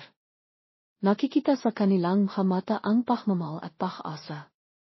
Sa kanayang talampati tumayo si ko sa harap ng lahat at hindi inalis ang kanayang mata kay Melanie. Salamat sa pamilya at makakaibigan na narito ngayon para masaksihan ang pinakamasayang araw sa aming bihay. Ngunit ang taong pinakamaraming dapat kong pasalamatan ay ikaw, Melanie. Hinawa kania ang kanang kamay sa mainang katahimikan, tiniruan mo ako kang ano ang pamilaya, ang pag-ibig, at ang lakas. Ipinapang ako kung sasamahan kita kahit anong mangyari. Sumabog ang palakpakan kasabayang madamdamang mata ni Marayuay at ng inani ko. Mila sa malayo, timakbo si Yuselain at ay makap sa po ni Melanie, o tahay, napakahanda ninayo. Timawa sa Melanie at ay makupara akapin ang kanang kapatid. Timanghan siya kay ku at soka sa kanang ina na pinung-pinung kalikhayan ang kanang peso. Pagkatapos ng kasal bimalik sina Melanie at ku sa Katrina ne para itayo ang kanilang tahanan. Sa kabilang trabaho palaki pa rin silang humahawang paron para makaiwi sa probinsya para alahan at baghang pansin sa Marayuay at sa Babay Yuselain. Limalaho ang maliit na tindahan ni Marayuay kaya nohang paboritong tambayan ito mga tao sa nayon. Kahit bata pa si Yuselain, marinong na siyang tumulong sa kanang ina sa pag-ayos ng kakamit at masayang bimabati sa mga customer na nakastihan lahat. Minsan, habang nakaupo silang lahat sa hapagkainan, mahinang sinabi ni Marayuay, salamat sa inayong dalawa. Hindi ko maisip ang araw na ito kung kailan milang nakaroon ng tawanan ang ating pamilya. Hinawa ka ni Melanie ang kamayang kanang ina at nanghinak ang kanang busis, nanay, ang kalikhayan ko ay makita kayo ni Yuselain na payapa. Magsasama-sama pa rin tayo, nanay. Timanghan sa kanila sa kuna pinung-pinung pagmamahal ang kanang mata, ang pamilya ay ang lahat. Ipinapanha ko namin na palaki naming alahan si nanay at si Yuselain. Sa labas, hinintuan ang takip-silim na naktidilot ng pag-asa para sa mahandang kinabikasan. Ang kiwento ni na Melanie at ng kanayang pamilya ay isang patinay sa lakas ng pag-ibig at katatakan. Sa kabilang malalim na sikat, hindi pa rin binitawan ni Melanie ang kanayang pamilya, pinili niyang makpatawad at timindik para sa hustisya. Ang kanayang pagmamahal sa kanayang ina at kapatid ang tumulong sa kanaya na malakpasan ang lahat ng paghihirap na ginawa ang kalangkitan bilang motibasyon para milang mabihay. Ang pagpapatawad ni Melanie sa kanayang ina at ang pagkainawa ni ku sa kanaya ay bimiyog ng isang masaya at matatak na pamilya.